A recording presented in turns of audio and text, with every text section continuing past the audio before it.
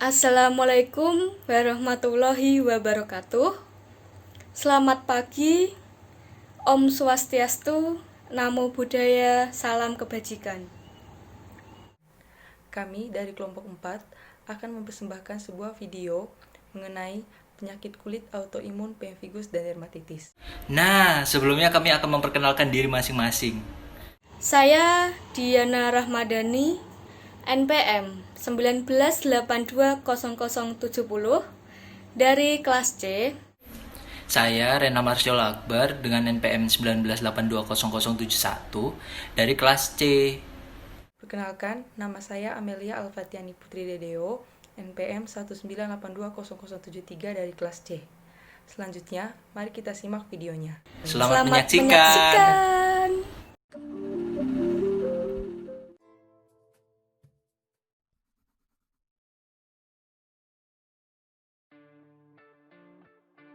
Pemfigus merupakan penyakit kulit langka dan serius yang disebabkan karena adanya masalah pada sistem kekebalan tubuh.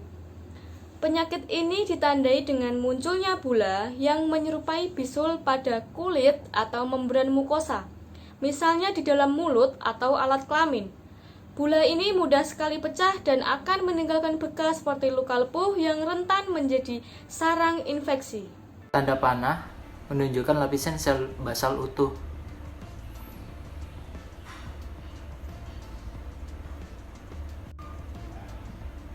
Di sini terlihat bahwa lapisan squamosoma itu bertingkat.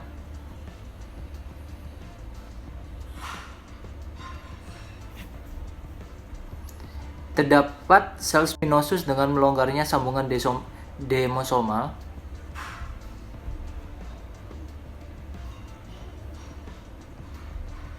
Tanda panah menunjukkan bahwa adanya perpecahan subrasal di epitel.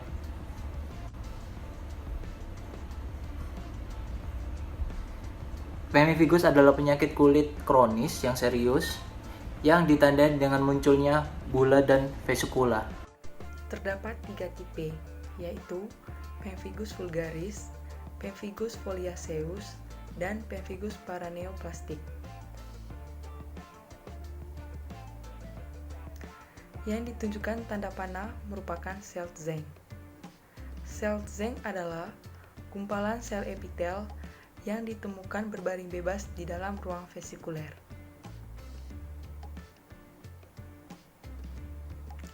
Terdapat jaringan ikat dengan sel inflamasi.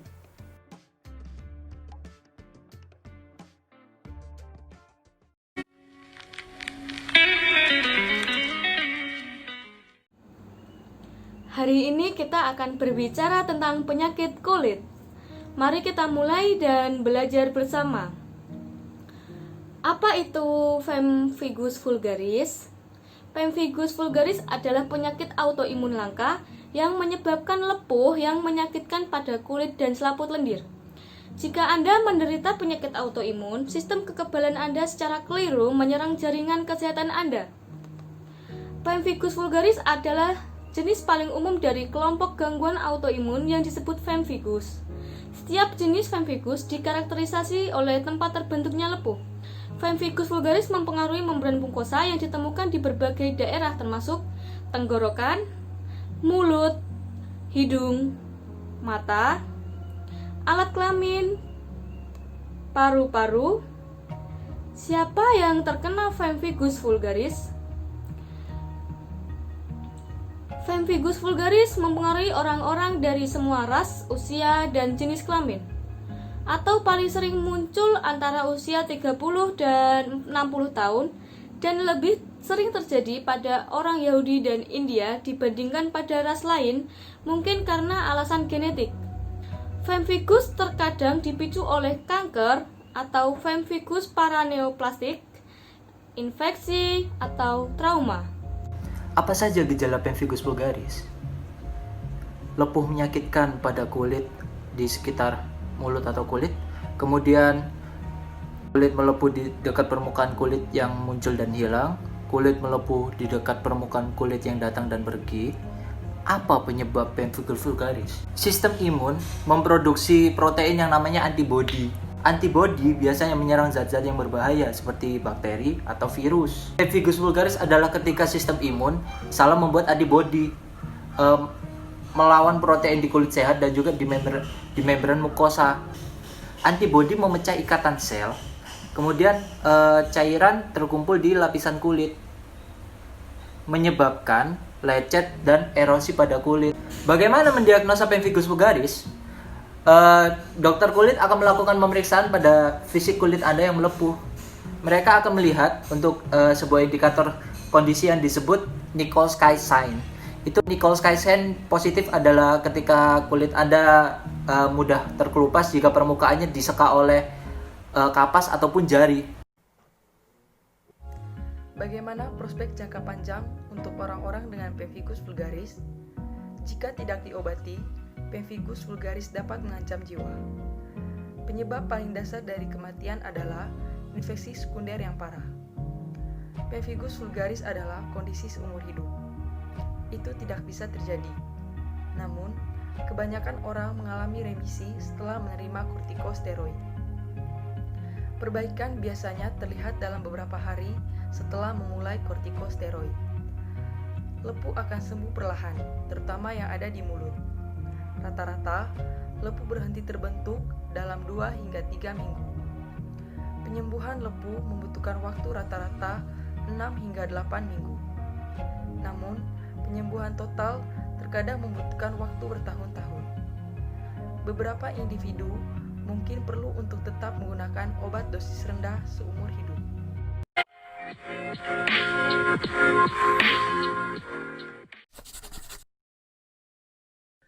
Pemfigus vulgaris is an autoimmune mucocutaneous condition occurring as a result of inappropriate production of autoantibodies against the desmosomes holding the epithelial cells together. This leads to an intraepithelial blister formation. There is widespread ulceration of the skin, oral mucosal and other mucosal surfaces causing much pain and debilitation. There are 4 types of pemfigus recognized, each differing in the level of intraepithelial involvement. Pemfigus vulgaris, Pemfigus vegetans, Pemfigus foliaceus, and Pemfigus erythematosus. Pemfigus vulgaris is the most common type involving the oral mucosa and the skin. Pemfigus vegetans, considered to be a variant of vulgaris, can involve the oral mucosa and skin and presents with vegetating plaques with pustules and ulceration. Foliaceus is endemic in Brazil and occurs predominantly on the skin. Pemfigus erythematosus is a more localized, less severe form of foliaceus manifesting as a malar rash on the face resembling lupus erythematosus. There are several types of cellular junctions in the oral mucosal epithelium, one group of which is called macula adherens or desmosomes. Now, desmosomes, or any cellular junctions for that matter, are composed primarily of 3 proteins: transmembrane proteins, cytoplasmic adapter proteins, and cytoskeletal filaments. In the desmosomal junction, desmoglein and desmocolin form the transmembrane proteins, and their interaction creates a dense line in the middle of the intercellular space. Pemfigus is a type 2 hypersensitivity reaction where the desmoglein components of the desmosomes are primarily targeted by autoantibodies, severing the intraepithelial junctions, resulting in a split. It has been speculated that T helper cells happen to recognize the desmoglein epitopes, leading to B cell activation and antibody formation. These antibodies may activate intracellular proteolytic enzymes that act on desmogleins. Antibodies IgG4 of the IgG immunoglobulin family are the predominant antibodies causing the attack. While desmoglein 3 is predominant in the oral mucosal epithelial junctions, desmoglein 1 is present in the dermis. Also, desmoglein 3 is concentrated in the parabasal layers, while desmoglein 1 is present in the superficial epithelial layers. If patients develop autoantibodies to desmoglein 3, then there is a split in the parabasal layers affecting the oral mucosa. and the dermis is affected with a superficial split when desmoglein 1 is targeted. Hence, patients with pemphigus vulgaris develop antibodies against desmoglein 3 with the oral mucosa affected, and then progress to develop antibodies against desmoglein 1 with a subsequent involvement of the skin. However, patients with pemphigus vulgaris may also have lesions restricted to the oral cavity. This hypothesis, however, is still clouded in controversy, and there have been other non-desmoglein adhesion proteins also proposed to be involved in this condition. Pemphigus vulgaris has an equal gender predilection occurring in the 4th to 6th decades, with the average age at diagnosis being 50. This condition often commences with the oral mucosal symptoms in approximately 60% of the cases as much as 1 year prior to skin lesions. Bullae may rapidly rupture, leaving painful, raw, irregularly shaped erosions and ulcers. These ulcers may range from a few millimeters to several centimeters, occurring haphazardly in the oral mucosa. Bullae are seldom seen in the oral cavity, probably because of the friable nature, and hence rupture very early. Free margins of the gingiva are commonly affected due to chronic abrasion during toothbrushing, and the lateral margins of the tongue, where constant frictional activity occurs, may commonly have symptomatic erosions and ulcers. Other sites involved are palate, labial mucosa, buccal mucosa, and the ventral tongue. Patients are often unable to eat or drink due to the discomfort caused by these erosions. A characteristic feature of pemphigus vulgaris is the Nikolsky sign, where a gentle lateral pressure or traction on the clinically unaffected perilesional tissue could induce stripping of the epithelium or a bulla formation.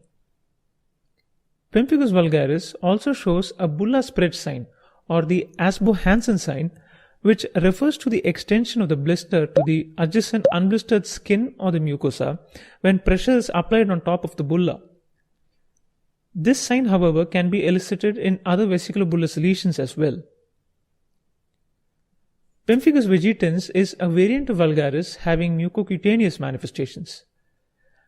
It occurs as two different clinical subtypes, with one occurring as erosions and ulcers and the other occurring as pustules. Both the clinical subtypes of vegetans subsequently develop plaque-like vegetations. A feature of this variant of pemphigus vulgaris is the cerebriform tongue, characterized by a pattern of sulci and gyri on the dorsum of the tongue. Microscopy shows an intraepithelial split at the level of the parabasal layer. Now, this is also called as the suprabasilar split, as the split occurs above the basal layer. At times, all superficial layers are stripped away, leaving only the basal layer intact, resembling a row of tombstones. The separation occurs in the spinous layer and is called as acantholysis, and the split cells lose their polygonal shape and become round or spherical. These cells are called Zank cells and are often identified in exfoliatocytologic preparations. A mild to moderate chronic inflammatory infiltrate may be seen in the adjacent connective tissue. A microscopic diagnosis can be confirmed by a direct immunofluorescence procedure, which shows antibodies IgG and complement C3 in the intercellular spaces, forming a chicken wire appearance. There is no staining in the basement membrane zone, however. Indirect immunofluorescence is also 80 to 90% of the times positive, showing a similar appearance.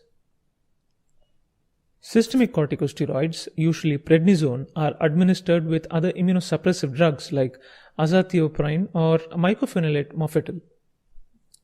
Topical corticosteroids are administered for oral lesions. High doses of systemic corticosteroids are commenced and are reduced slowly after the lesions have healed. The patient is then maintained at a low dose to exercise control over the condition. Pemphigus vulgaris is characterized by its remissions and exacerbations despite control with corticosteroids.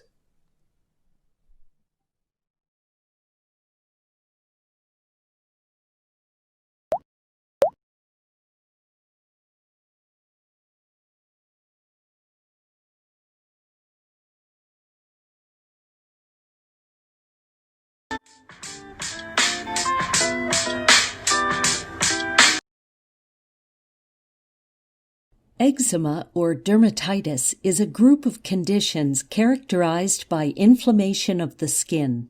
Among the many types of dermatitis, the most common is atopic dermatitis, also known as atopic eczema. Very often, when not specified otherwise, the term eczema is used to describe the atopic type. Symptoms of atopic dermatitis include rashes, redness, scaling, and occasionally small blisters. Depending on the patient's age, these patches may appear on the face, scalp, neck, inside the elbows, behind the knees, on the buttocks, hands, and feet. The condition evolves in the form of recurrent inflammatory flare-ups, followed by periods of remission.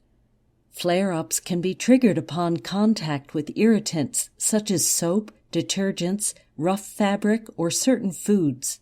A dry atmosphere, changes in temperature, dental eruptions, and stress are also common triggers.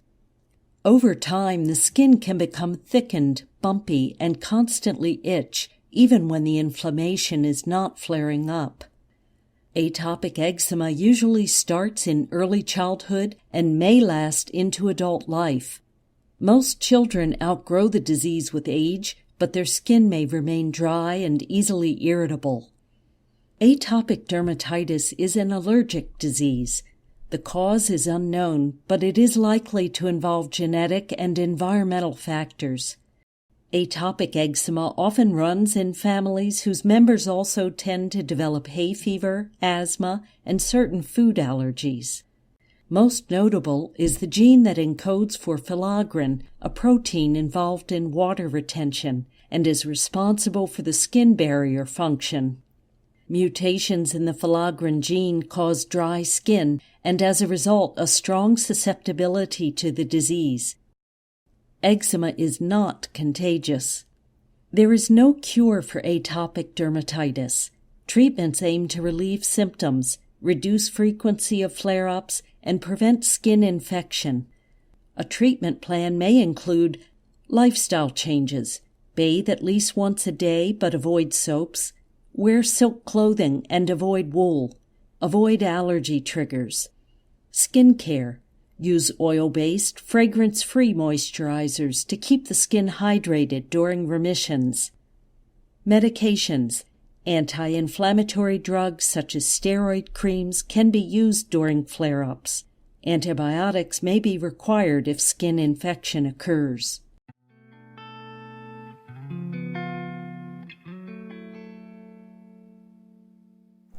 Sekian dari kelompok 4. Apabila ada salah kata, mohon dimaafkan. Wassalamualaikum warahmatullahi wabarakatuh. Terima kasih.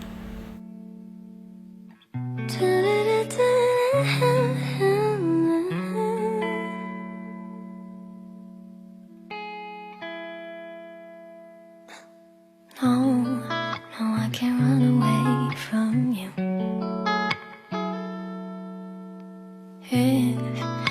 If I did, I'd stab myself from the back.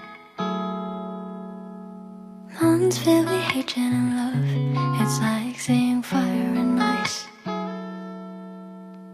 You will still fix some things. You're still gonna give it a chance to go. Imagination's so high. We believe we're gonna catch 'em tomorrow.